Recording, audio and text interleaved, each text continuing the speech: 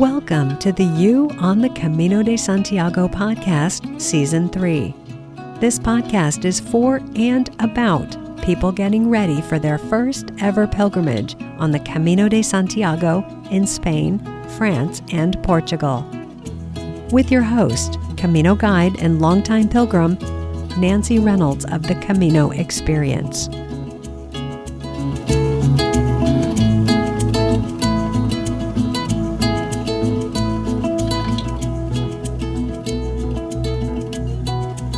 First-time pilgrims have hundreds of questions, and we have answered many of your questions in the past 41 episodes of this podcast.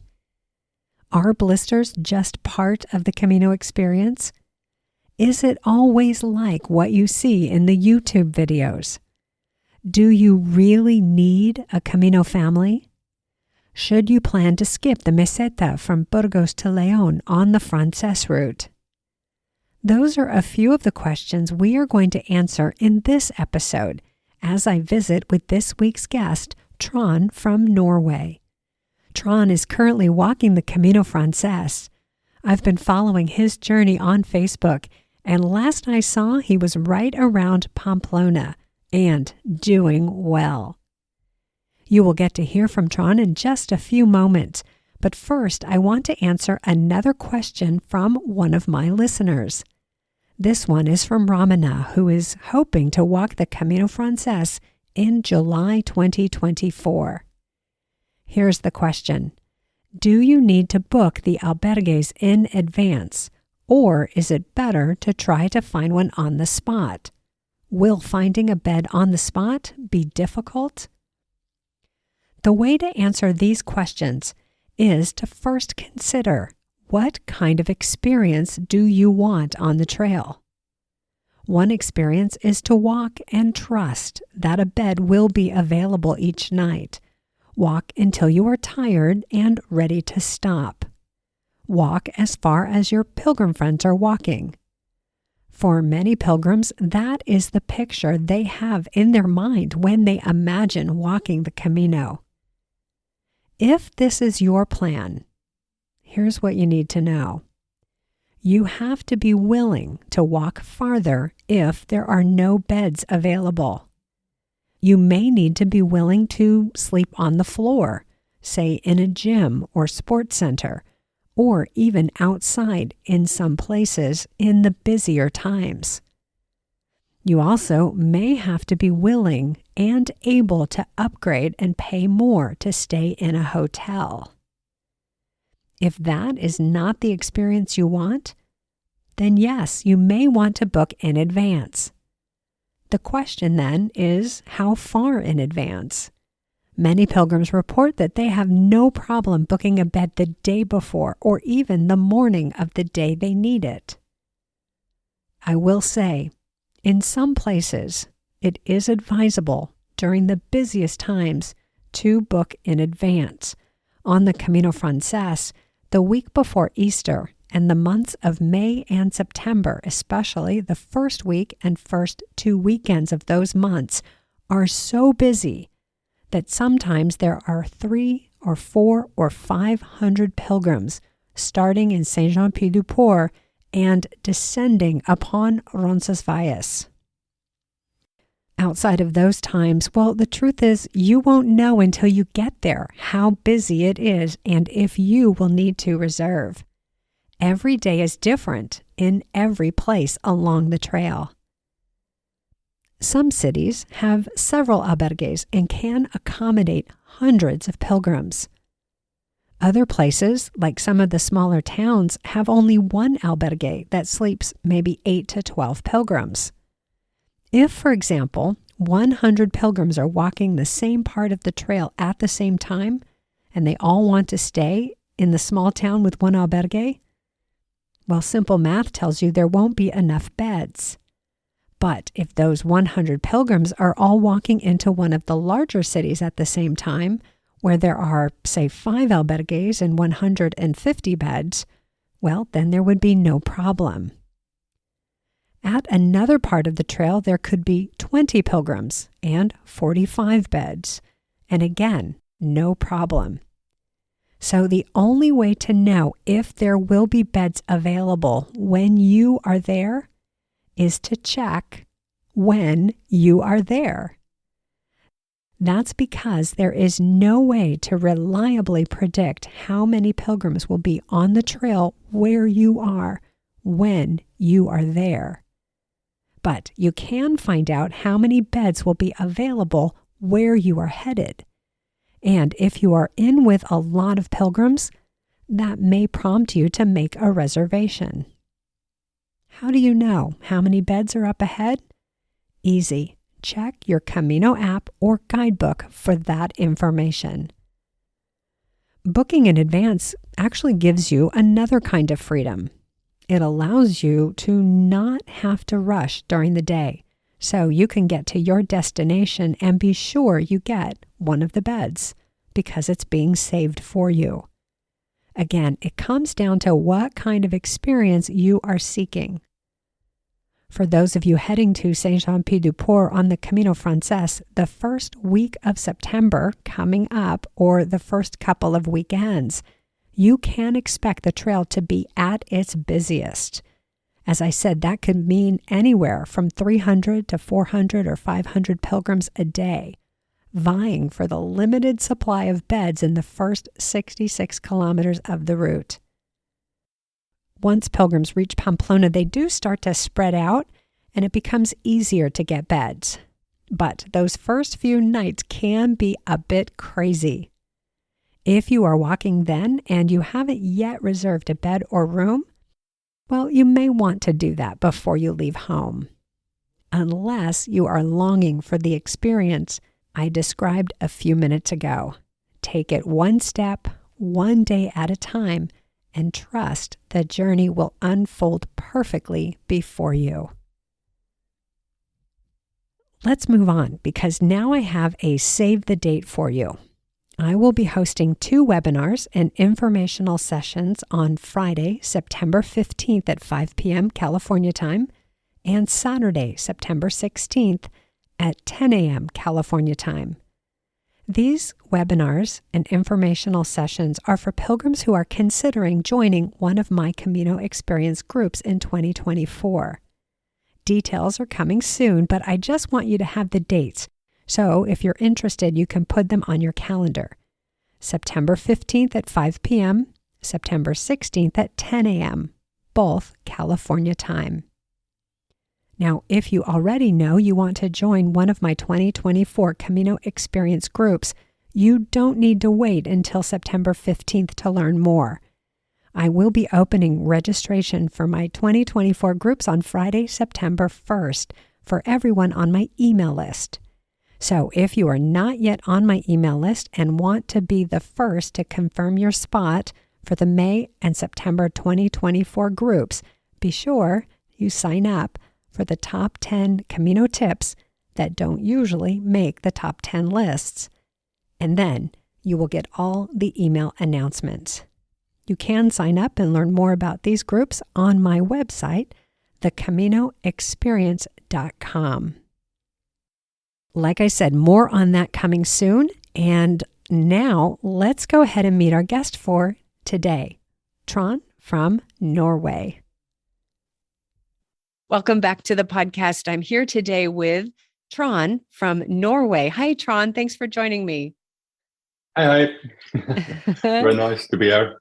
Yeah, I'm so excited you're on the podcast. Well, for a couple reasons, but one is because you are the first guest from Europe and the first guest from Norway. And so I'm eager to hear your perspective. Usually the pilgrims on this podcast are coming from the US, and I've also had some coming from Australia. So this is a closer to the Camino perspective. So how about we start with, if you would share with us why you are walking the Camino? Why is a good question. I've known about the Camino for about 10 or 11, 12 years.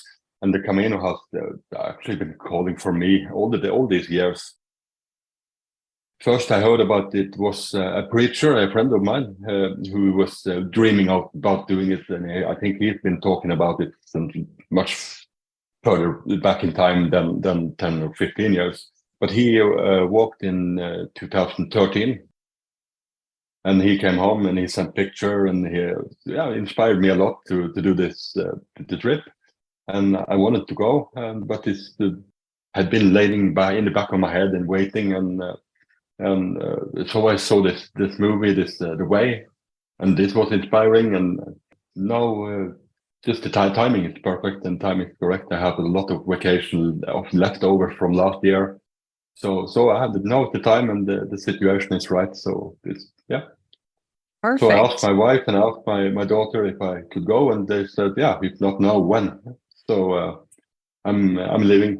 That's perfect. If not now, when? That is such a great question. Yeah. So now. So so now 1 week, less than a week now. Okay, so let's put the pin in the map, and if you would share with everyone where you are starting, where you plan to finish, and how much time you plan to take.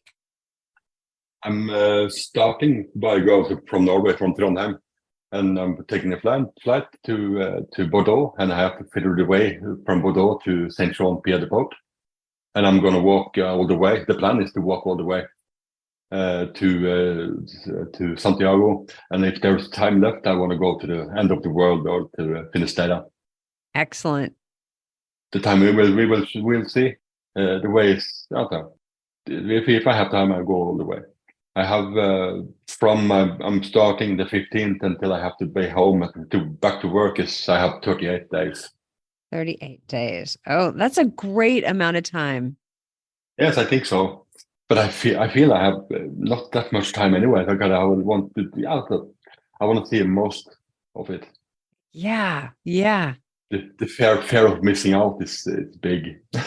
Oh, let's talk about that. What are you afraid of missing out on? I want to see most what's interesting. I want to see experience. I want to see the culture, the food, the most of it. And I don't want to stress. If I stress, I fear I want to pass things I don't want to pass by things. Is that the right way? Yeah, I think pass by. Have you ever been to Spain before? Yes, but no, only on the shorter vacation that you go to the beach and you lay there for 2 weeks and go home again. Okay, so this is not laying on the beach for 2 weeks. This is something a bit more rigorous and strenuous. Yes, it is. Yes, of course. Yeah. So would you share when you think about yourself, when you imagine yourself on the Camino, what are you imagining? Share with us a day, what you picture is a day on the Camino. I'd say I picture a day by getting up in the morning, early in the morning. I understand you're getting up really early in the morning. During this part of the summer, it was really, really hot and warm. So you get up early in the morning, but I don't want to stress. I want to have my time in the morning, and I want to start walking and find a place to have breakfast and relaxing actually through the whole day. But anyway, walking between 25 and 30 kilometers every day then, but just taking it slow and have time to talk to people and to see the country and to stop at the cafes or the bars and have food and restaurants and have this. I'm a trained chef from long time behind, but I'm not working as a chef now. But I'm a trained chef, and I'm very interested in food and this culture, food culture, and this and wine and all the different parts of it. It's very interesting. It sounds like you are going to really make a point to find the good stuff on the trail. Yeah, so that's my plan. Yeah, I think it's a great plan. And I also know that walking the Camino is strenuous and it is hard on the body. And we often think of the first couple days on the Camino as being really scary and intimidating when you're going to walk over the Pyrenees Mountains. But then you still have the other 37 days on the Camino. Yes. Yeah, which is the additional challenge. And I think that surprises some people. Will you share with us what you've done to prepare for the physical challenge of the Camino? I have been walking a little bit, but I've all my life I've been a backpacker, and I've been in Norway. We travel another kind of backpacking. We put everything in the backpack. Now I'm gonna travel with a backpack on about 20 pound or maximum 20 pound, but 10 kilos, 8 Mhm. 10 kilos. But when I go in the winter hikes and summer hikes in Norway, we often carry as much as 35 kilos or 70 to 80 pounds. Oh, wow. All the food for a week. You bring a tent, you bring all the part you need in the kitchen stuff and the gas boxes, and you carry everything you need for the week, and it adds up to be a lot more kilos than this hike. Yeah. And the terrain. So I feel fit and ready for this kind of trip. And it's a very new experience for me then, because I'm used to travel a lot heavier than this small pack. Yeah. So for you, the physical challenge is probably not the intimidating part or doesn't look like the hard part. Is there any part of this that has you maybe concerned or wondering if the challenge will be too great? This challenge is much longer in time because it's every day. So I have no problem walking 30K with a big backpack in Norway, but it's maybe for 3 or 4 or 5 or 6 days. This is for almost 40 days. So it's going to be a new experience, and it's a little bit scary. What about if I come to 10 days and I'm really tired and really, that is going to be a special kind of trip. Time perspective is much longer. Mm. And the heat, much here warmer in Spain than it is in Norway. It's going to be a hot trip for me. Yes. So that's going to be challenging, I guess. And in addition to the challenge, there's also a mental challenge when you think about walking for that many days.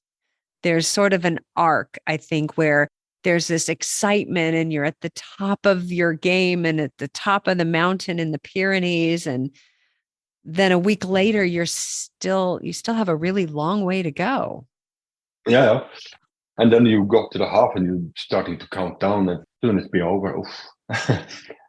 But maybe it's be some days that we're looking forward to get it over done.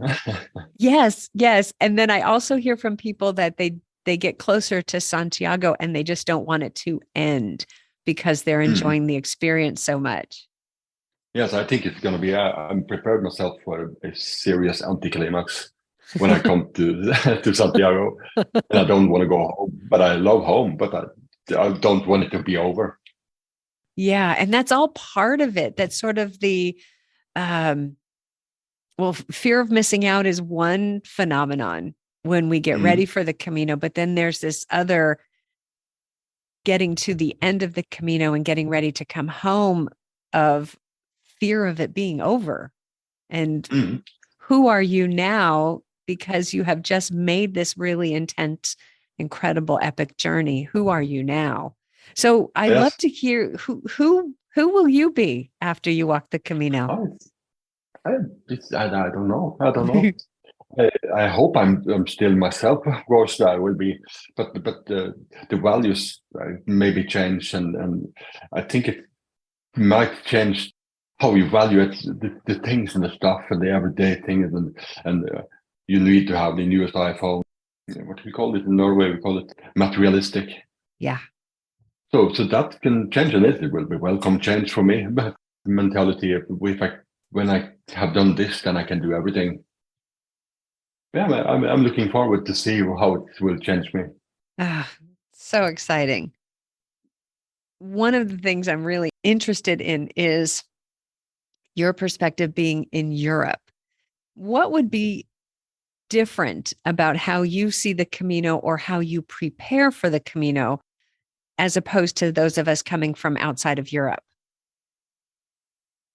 For me, I'm lucky that my trip is very short. I go on a plane at 10 minutes to 4, and I will arrive in Bordeaux at 10 minutes to 8. The air travel is about 3 hours, and I'm in the same time zone, so there's no jet lag. Easy. So I Yeah. leave the same date and I'm arriving the same date and the same time. I don't have to adjust my time and my watch. So I think for me it's a very, very good thing. Don't have to feel jet lag part of it. Yeah. So I will arrive in Bordeaux and I will start walking the next day already. Wow. Fast. Okay. But when I come to Saint John, I left Norway. I left home yesterday. Those of us coming from elsewhere, it's quite a longer trip. So you're able to get started much more quickly and just hit the ground and head up the mountain. Yes. Any other differences that you see from a European perspective? No, actually not. It's the temperature, of course. For me, in my case, the temperature is much colder where I live. The traveling distance is much shorter, but the language is the same. Language barriers are the same. And then in Norway we don't use the euro. We use Norwegian krona, so we have the same difference in the value. So I also have to put up the calculator and check what is it actually costs. Yes. In my head, the biggest difference is the jet lag and the time it takes to go there. Okay. So for me, it's much shorter trip. I appreciate that perspective. I'm also jealous of it to be that close to Spain. Yeah. Oh yes. When I go now, I think it will be more times, several different routes. I see this as a test run. Because my wife actually wanted to go with me, but she does not have as much vacation leftovers as I have. Okay. So we have been talking about this trip together for years and years. But this year I can do it myself, and I can do it as a test run. There you go. And we can go back and we can do it together next time. Oh, perfect. Yeah. She's not that into doing it for 40 days. So we might be doing a shorter travel though, starting maybe 300 kilometers from Santiago, or maybe doing this Portuguese route. I love that you're already thinking this is not going to be your only Camino. I don't think so. I'm quite sure it will not be. I love it. So let's talk a bit about how you have been preparing for the Camino. Any frustrations or challenges you've come up against trying to get ready for this? The biggest frustration is how to get to Saint John Pied de Port. How to get started. How fast will I start? Should I stay for one night in Saint John? Saint John, yes. Or should I go immediately? How do I start? What to see in Saint John? Yes, that part. Booking ahead or not. Or how much to plan or over planning. I have a tendency to over plan and plan every step. So this time I have decided not to. Not to, yes. Okay. So you were one of the first people to get the Camino Francés Getting Started audio guide that I launched last week. Yes. And so I'm curious because there is a session in there on how much time to spend in Saint Jean. Yeah. Did that help you decide? Yes. Just because it made me decide that I had to go the same day. Okay. So I have to see, I'm going to go to the tourist office and I'm going to go to the pilgrim office. Yeah. And I'm going to have to go to get the stamps and meet the people. I have to go get the lunch and then I'm going to start quite early because I'm coming later in the day at least. And that's why I decided also to go just to Horizon the first day. Right.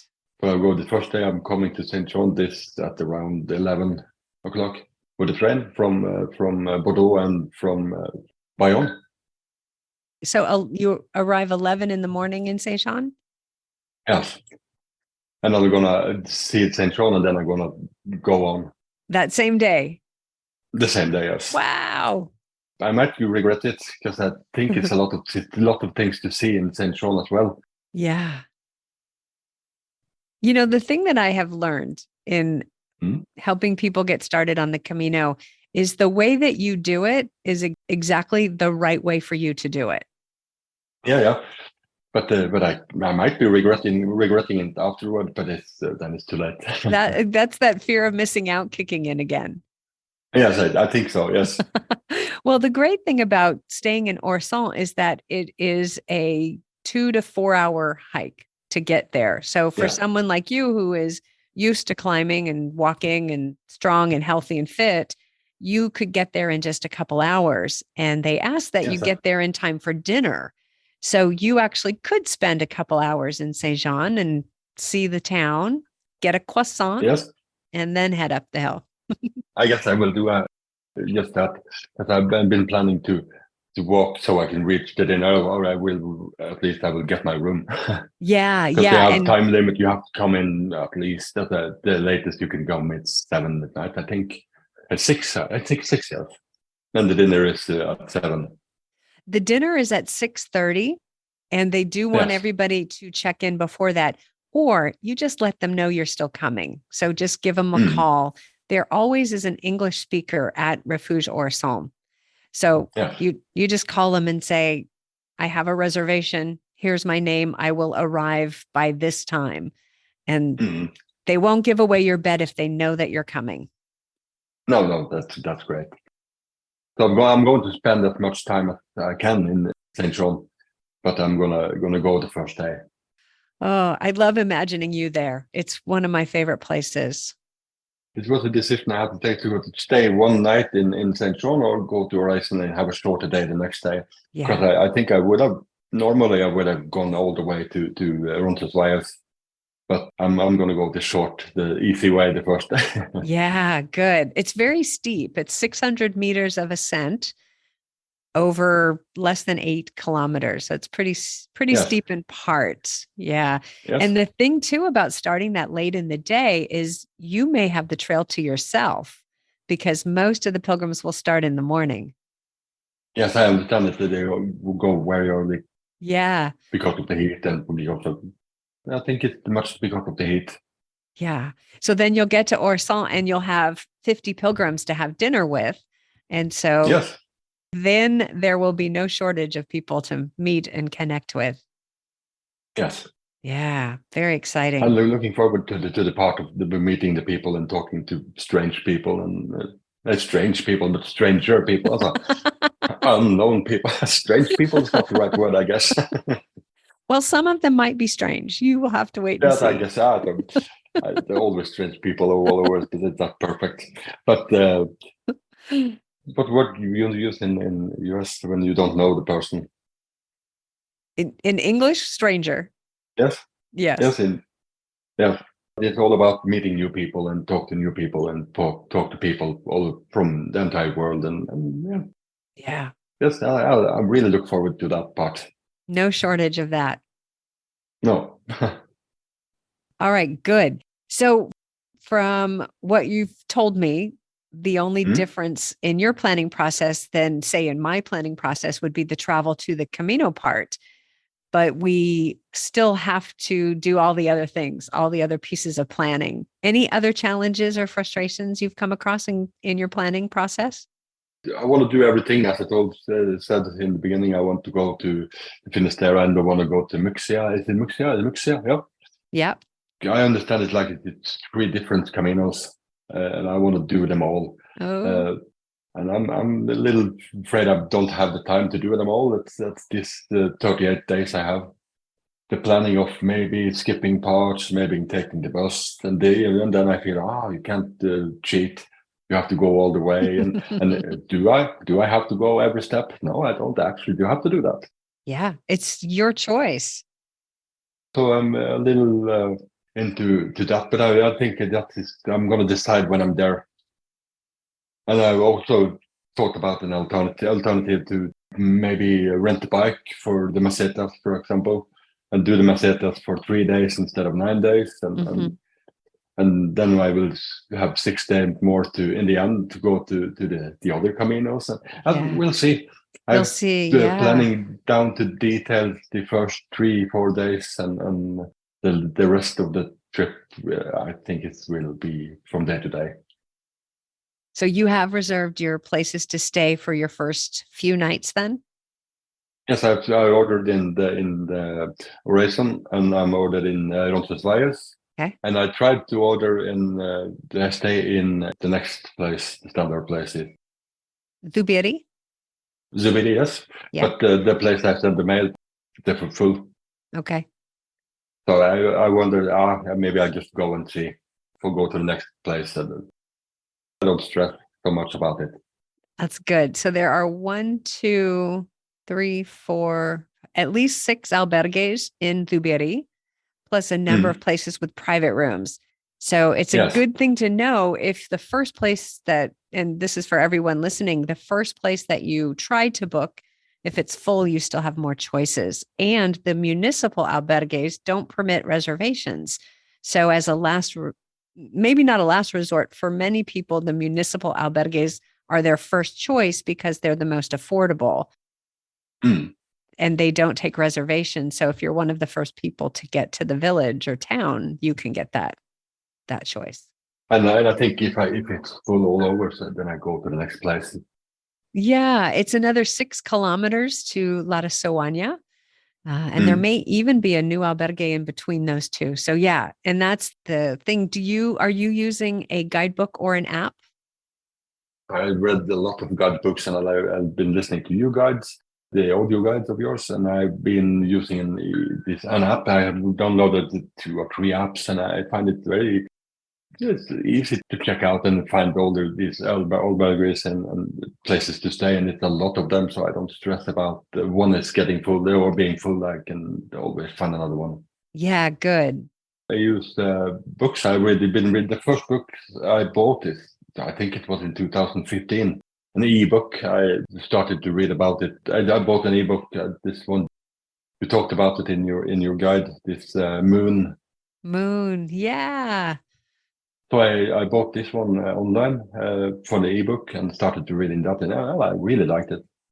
Yes, it's very well organized and step by step, and it's also taking the part of this culture and the food, and I like it a lot.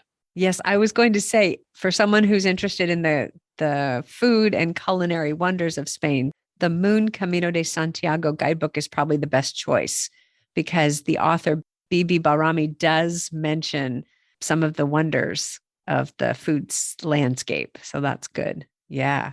I'm really looking forward to the food part and to the wine part and to the walking part and to the nature. And I'm very excited.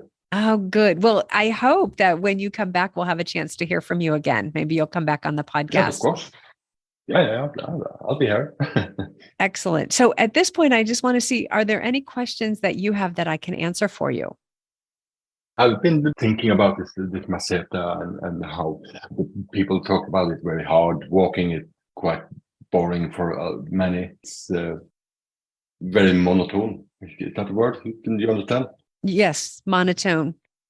I'm wondering if I should skip it. I understand that a lot of people do skip it. No, I wanted to maybe rent a bike and cycle it. But you have been walking, of course. What do you think about the meseta? I love the meseta. Yeah, you do, yes.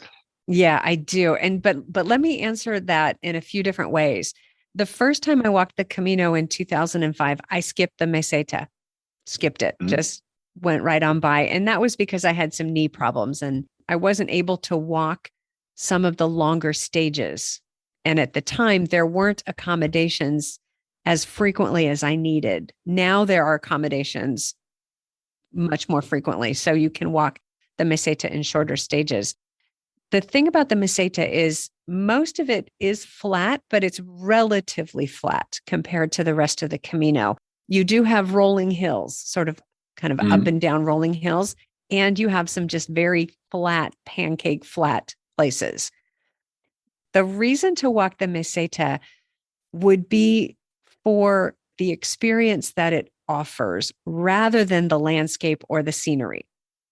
And I say that because the meseta gives us the opportunity to go within in a way that the rest of the trail net may not.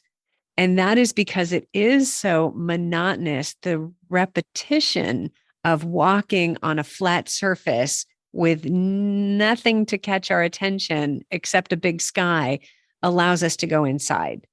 And so for anybody who truly is after the spiritual experience or the deep reflective experience that the Camino can offer, I would say don't skip the meseta. Mm. The other thing I would say about the meseta is it is different season to season.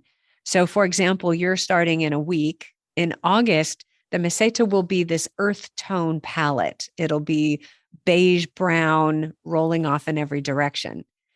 In the springtime, the meseta is full of life. It's green, all these different shades of green with barley fields waving in the wind and fields of red poppies.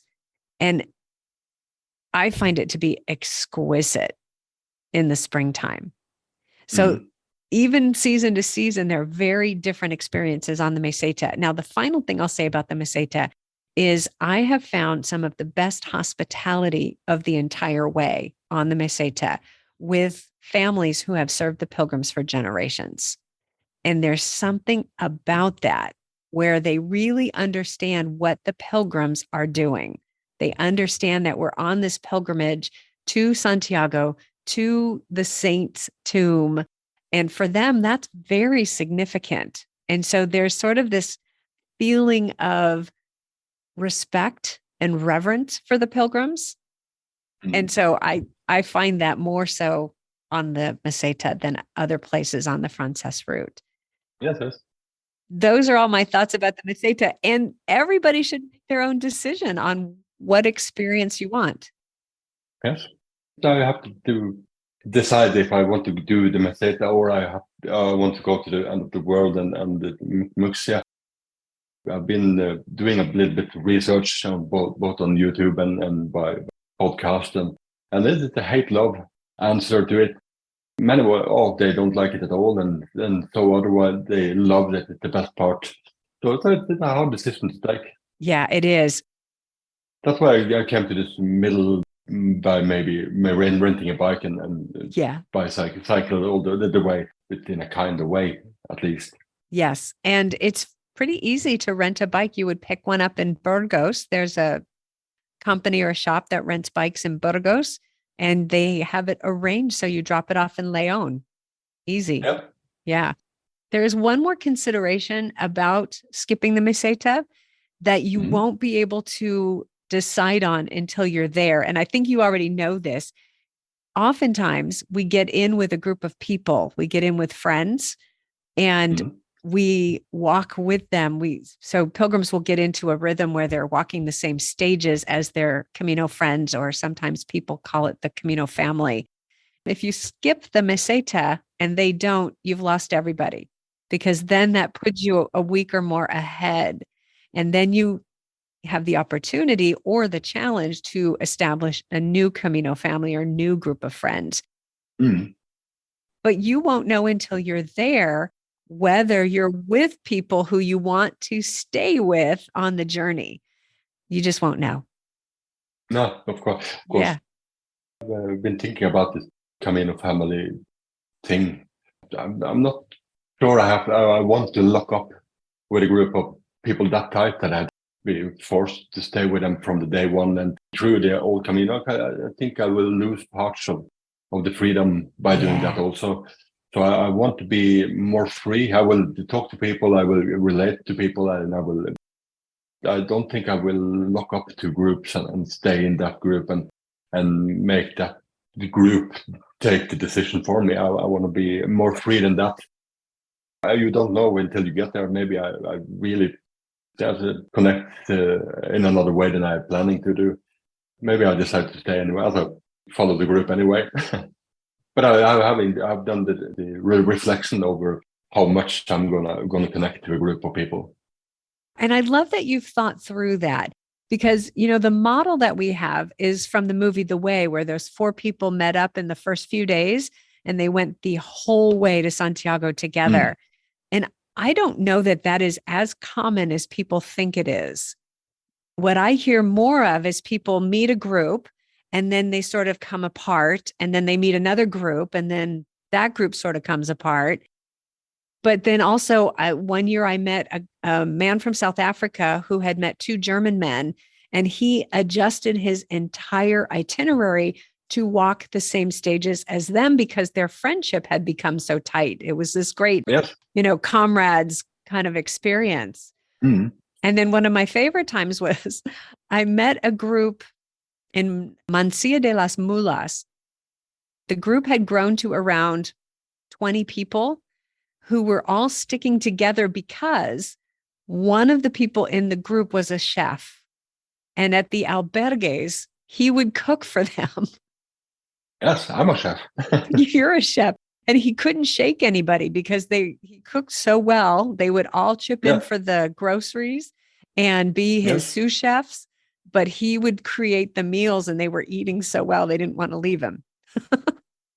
I've been thinking about doing that. I'm a trained chef myself, and I've been thinking about doing this cooking for a group and having people join my meals and make the meals and do this together. I think that will be very nice. Just be aware, you may gather a following that you can't get rid of. Then I will have to run. You might have to skip a section just to get back on your own. Yes, I will see. But I think this group connection is appealing to me, but not in the long run. Good to know that ahead of time, to know what your picture is of what kind of experience you want. I love that. Yes. I think about my friend who walked to the Camino in 2013. He was a part of a group, and he followed the same people through the entire walk. And I have an impression that he regrets it a little now. He skipped thing he wanted to do because of the group. I think he has not said it out loud, but I think he's regretting the group following part of it. So I'm planning not to. That adds a new depth to the discussion of the Camino family. I really appreciate that perspective. Yeah. I wanted to mention one more thing about the kitchens on the Camino in the albergues. Most albergues do have kitchens, but they are unequally equipped. And so one suggestion, you'll learn this really quickly, is to check the kitchen first to see if they have knives, if they have silverware, if they have plates, if they have pots, if they have bowls, rather than go to the supermarket and buy all your groceries and come back and discover you can't make your meal because there's no equipment. Oh, that will not be funny. Check the kitchen first and then go doing the grocery. Yes. And as a chef, you may even want to bring along a kitchen knife, something that you can use. There will not be good knives in the kitchen. No, I guess so. Oh, that's fun. Any other questions that I can answer for you? I've been talking about that. I've been wondering about the meseta and the bike part, renting a bike. If I should go to Finisterre and Muxia. Is it Muxia? I guess it is. I never know where to put the accent on that. It's Muxia. And in the Galician language, the X is a sh sound. So it's Muxia or Muxia. I'm not sure. Muxia. Muxia, yes. Yeah, it's an SH sound. Muxia. Just focus on the end of the world and Muxia. Maybe it's robbing me of the time that I should use on the meseta. Maybe I will rethink it and decide to take the trip every step on the Camino and drop this part until I do it for the first time with my wife instead. The other thing to think about is simply the math. If you're going to walk 800 kilometers and you're going to walk 25 to 30 kilometers a day, that's 30 days. And you have 38 days. Yes, it is. Yes. Yeah. So if you do the math, it's all possible. But then suddenly I come to a town or a city there where I want to spend the night. I will find out of it day by day. Yeah, maybe perfect. I will walk you just 10K one day. Maybe I find a place. Oh, this is where I want to stay, and it's all too short. Yeah. To add up for the plans to walk 25 to 30K. And you know what? You'll find out as you go what's important to you. As you walk and you settle into your rhythm as a pilgrim, into the pilgrim community, and as you get to know Spain, you'll discover more of what experience you want, because you have an idea now of what experience you want. But if you stay tuned in, you will be able to discover while you're on the trail what parts are really making your heart sing. And then you can plan your stages with that in mind. Yeah, I think it will come to me as I walk. So Definitely. I'm not so stressed up about the dates. That's why I have neither ordered a return plane ticket yet. So I don't know when I go home. I don't know where to go home from. If I go to Madrid or I go back to Paris or I go to... So I've not decided where to go from Santiago. I think I just figure it out there and then. Oh, it's so fun. Another thing I've been thinking about is the limit, the pack size and the weight on it and all the equipment and what to bring and not to bring. And I've been packing my bag time after time and weighting it and packing it up again and checking, do I need this? Do I need this? I think it's the biggest part of my planning has been what to bring and not to bring. Yeah. I have a lot of equipment for Norwegian hiking, but it's not get myself some new things. You don't need much. No, you don't. I see you. I don't need so much. I bought myself a sleeping bag for summer use. I ordered a quite expensive one, I think, but it's a sleeping bag and with down fills, and it's really thin and really light. So I think it's 300 grams or so. So it's very light. It's going to be, if I bring the right thing to sleep in, it's going to be exciting to see. Yes. Because I know it's really hot, but this bag is meant for the summer use. So we'll see. Perfect. So I decided to bring a sleeping bag and not this liner. If you bring the liner, you have to rely on the blankets in the albergues. Yes. If you do need warmth, whatever time you're traveling. Yeah, the main thing is to have something, because you don't want to sleep directly on the mattress and you don't want to sleep directly with the blanket because they are not washed after every use. For sanitation reasons, you just need to have something between you and those two things. Is it like so that when you go to an albergue and you get a bed, is it always come with this papers like sheets with single time use? That has been going on for a few years now, and maybe the last 6-7 years. And not all albergues offer them. Not all albergues offer them for free. So, yeah. So the thing is just to be prepared. Some albergues actually want you to put that on the mattress before you even put your sleeping bag on. Someone sleep directly on the plastic cover. It's just for sanitation. The other thing about those is they're synthetic and they're very warm. Yes, I think so. Yeah. So if you're cold, get under that. Get under whatever they gave you, because it will add a few degrees of warmth. Yes.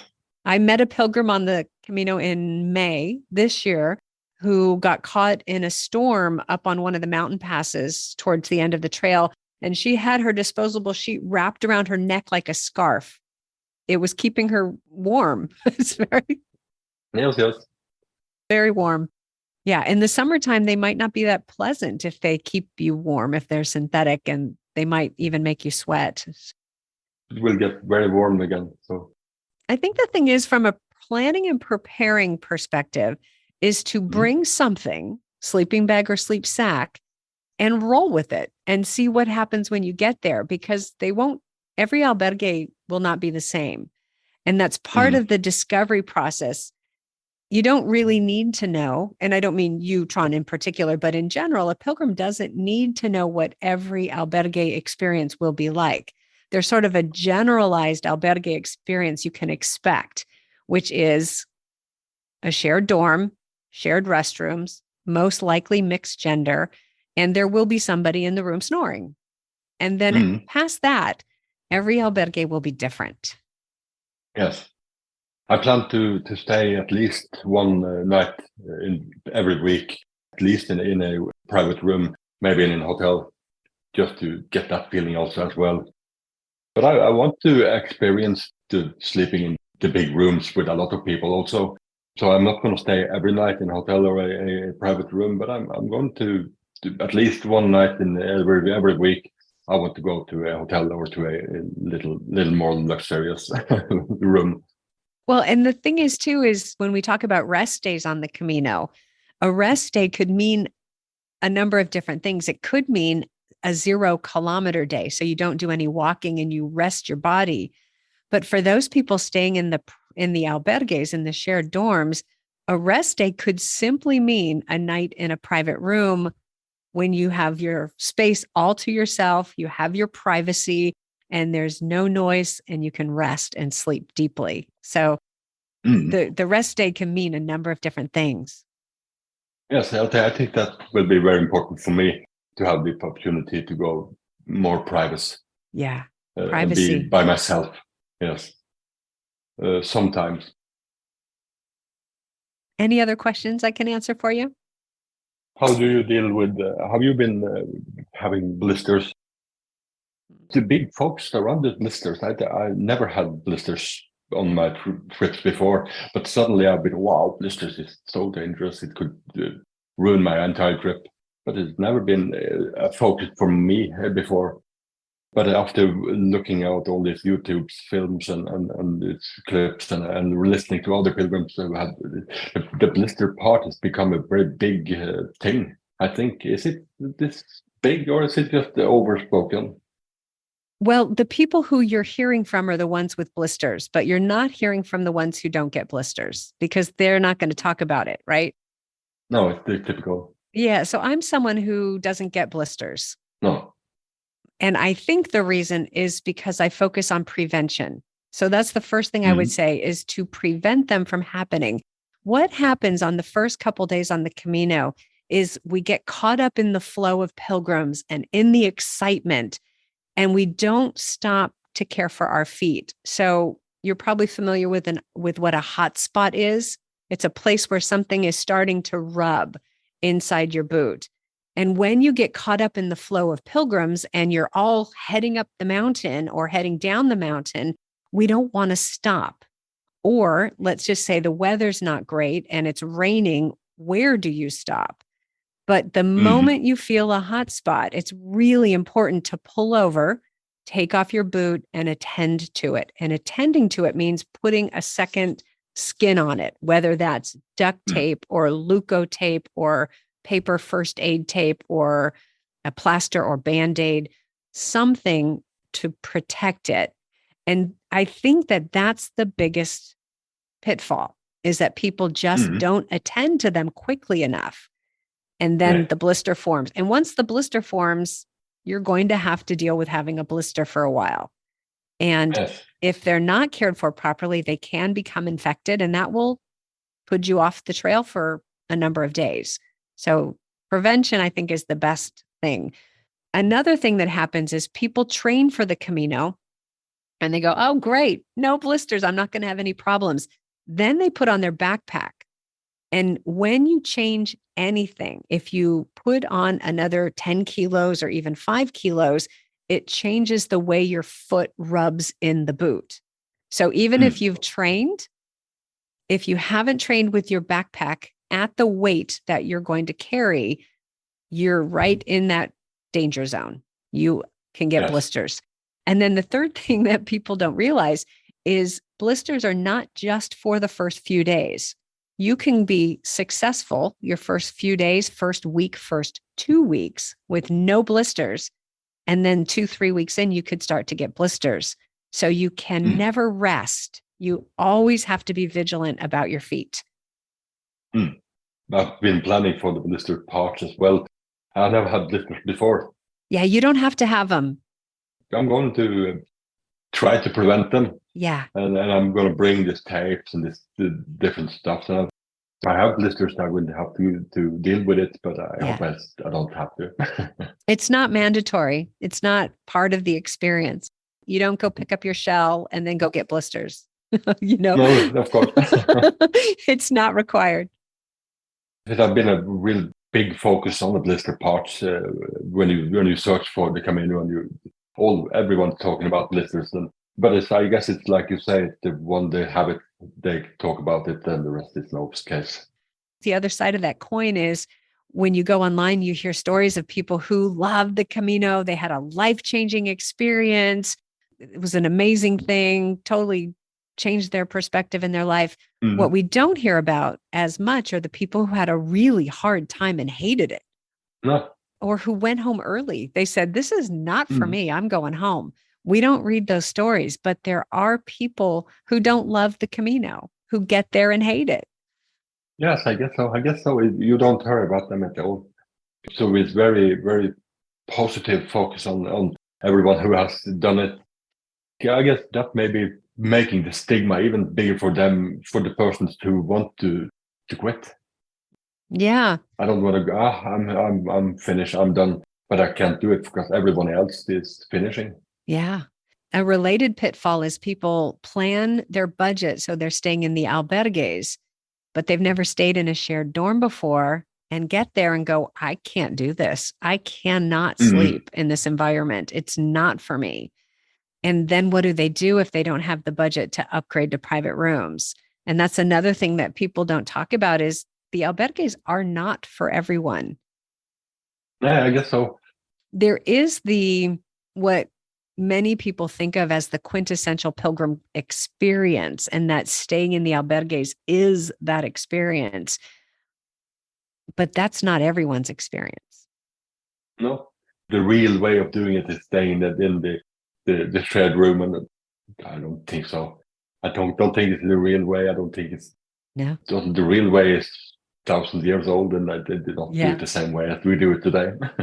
Definitely. Yeah. I think I mentioned this in last week's episode. The albergues in general are only 35 to 40 years old as a way of housing pilgrims. It's modeled after things that came before it, but people stayed where they stayed based on their means. If you could afford an inn, you stayed at an inn. Yes. When you go yourself on Camino, you stay in shared room, or you stay in hotels, or do you stay in private rooms? How do you do it?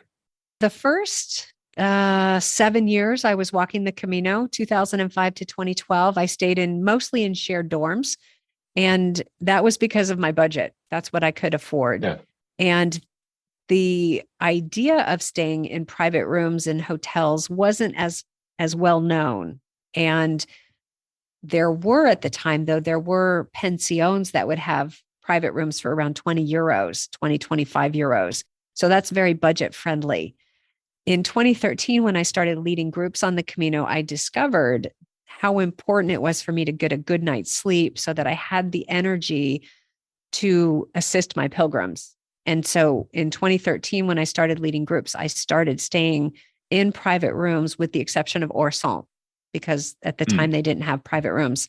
And so now what I learned is that the private rooms is a better fit for me because I am a very private person and I don't enjoy the communal nature of the dorm rooms and the shared bathrooms. I also am a very sensitive sleeper, not so much light sleeper because I can sleep very deeply, but I can never turn off if there are other people in the room. And so I never got a good night's sleep. So it actually took me years, maybe 8 years, 10 years almost, of walking the Camino to get to the point where I could honor my own needs. And my own needs are for a private room. Yes, I think it's much of the same for me. I'm going there to sleep in the shared room and shared room with several people. But if it's too hard for me, I'm going to go for the private room. Or I plan to stay in the do it cheaper, but I have the opportunity to do it as expensive as it has to be. It's great to have the option to do it either way. I'm very lucky that way, but it's not for everyone. I think somebody have to do it this way and this way, but I'm a lucky one that I can choose when I come there, when I go. So yes.